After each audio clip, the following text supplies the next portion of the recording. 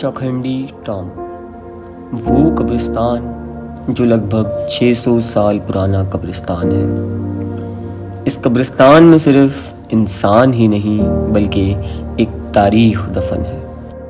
मैंने 30 साल हो गया। मेरा नाम मोहम्मद फरूक आ। ये 500 साल पुरानियां कब्रां आ।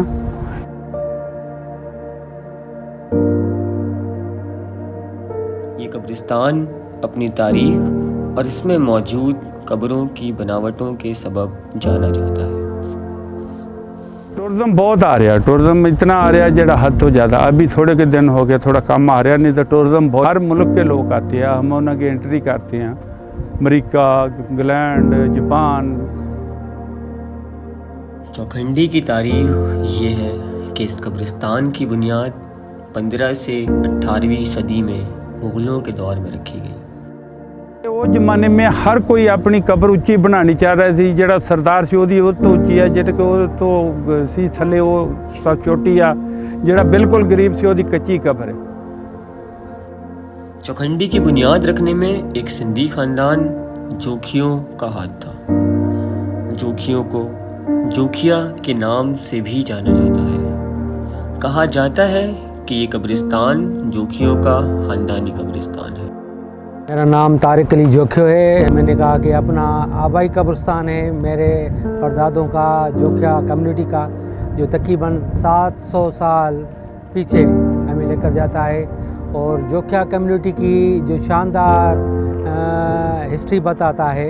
उनके ये जो ग्रेव यार्ड है वो इतना कदीम महसूस हो रहा है कि जैसे मकली है। ये जड़ा मकबरा आपको नज़र है ना, इसके ऊपर नाम लिखा जाम मरीज बिन हाजी। ये इन्हां दा हेड सीगा।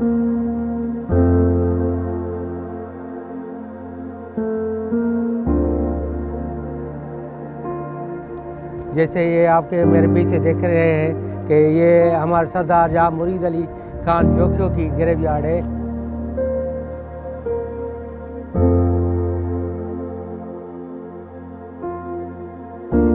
हालांकि यहाँ सिंधियों की मुख्तलिफ ज़ात से ताल्लुक़ रखने वाले लोग जैसे कि मलक, सिंधी और कलमती, इन्होंने जड़े कलमती आ ये बलोच। ये ग्रेव यार्ड जो इतना खूबसूरत बना हुआ है, जो इनकी कब्रें उसी ज़माने में बनी हुई है, तो ये रिवायत हमें बाहर के मुल्कों से मिलती है। ज़्यादातर मिस्र के अजायबात से मिलती है। वो जेडे इन्हों की कौम वाले लोग है वो कहते इन्होंने जंग नहीं लड़ी। ये शौकिया जिदा इन्हों के पास हो, जिदा असा कहते हैं हमारे पास गाड़ी होवे, बंगला होवे, हर शय। ये वो जमाने में जिदा रफल की तीर के और शिकारी होते थे, इन्हों के वो निशान देते हैं।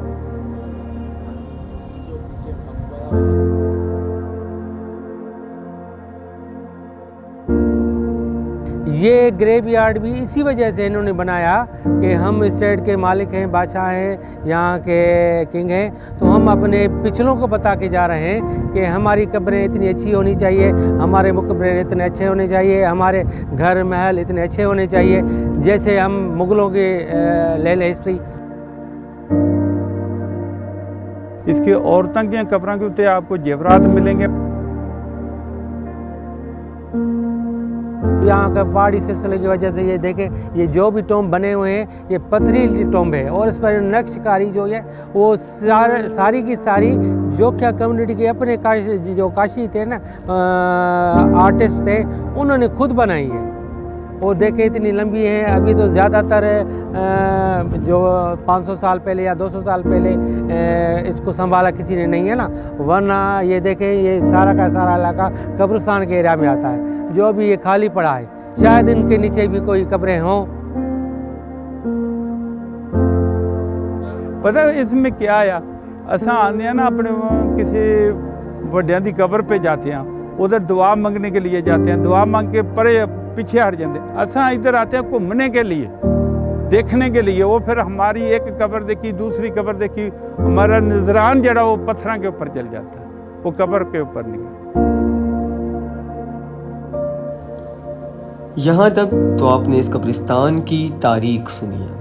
अब इस 2 किलोमीटर के कब्रिस्तान में जहाँ सिर्फ 750 कब्रें मौजूद हैं, ऐसा क्या है जो आज के इंसानों को अपनी तरफ खींचता है और लोग इस शहर खामोशा में अपना वक्त गुजारना पसंद करते हैं। बल्कि यहाँ 700 साल से सोए हुए लोगों के बारे में जानना भी चाहते हैं, क्योंकि यहाँ सोए हुए लोगों के मकबरे देखकर लगता है कि शायद इस दौर में हुनर की कमी तो बिल्कुल न थी, बल्कि ये मकबरे जिस पत्थर से बनाए गए हैं, ये पत्थर खुद अपनी तारीख और पहचान बताता है।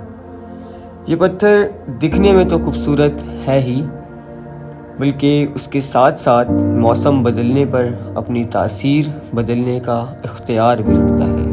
ऐसे कोई सिस्टम हो जिससे हमें अपनी हिस्ट्री का पता चल जाए। ज़्यादातर पाकिस्तान में तो करते हैं कोशिश, जो एस्ट्रोलॉजी वाले बंदे होते हैं उनको रिसर्च करते हैं, लेकिन अभी तक हम पूरी रिसर्च नहीं हुई है। पूरी रिसर्च होगी तभी जाकर पता चलेगा कि ये कदीम कब्रें हमारे बड़ों से सुनते आए हैं कि ये 700 साल कदीमी है।